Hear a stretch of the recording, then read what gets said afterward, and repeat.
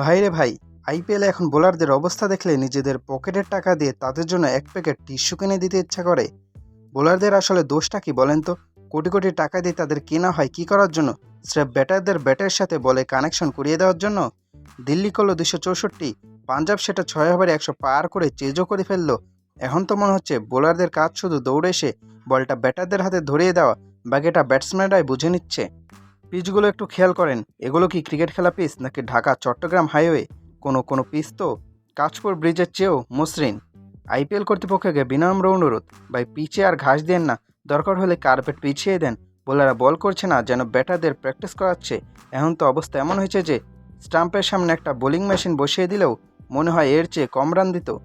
যে পিচে 6 ওভারে 116 রান ওঠে সেই পিচে তো বোলারদের কাজ একটাই, মার খাওয়া আর গ্যালারি থেকে উড়ে আসা বল কুড়িয়ে আনা।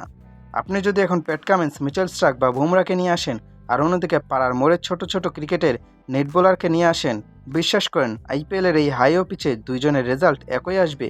কোটি টাকার বোলার যে গতিতে মার খাচ্ছে, 20 টাকার নেট বলারও একই গতিতে মার খাবে। বোলারদের কোয়ালিটি এখন স্রেফ ইতিহাসের পাতায়।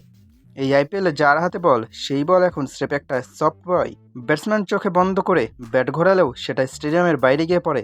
আইপিএল এখন বোলারদের স্ট্যাটাস আর পাড়ার মোড়ের চায়ের দোকানের আড্ডার ভ্যালু একদম সমান।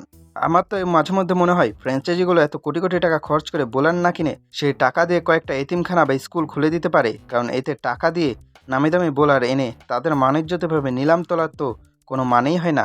তার চেয়ে ভারতের ওইগুলি থেকে নেট বোলারদের ধরে এনিয়ে খেলিয়ে দিলেই তো হয়, অন্তত টাকা তো বাঁচবে।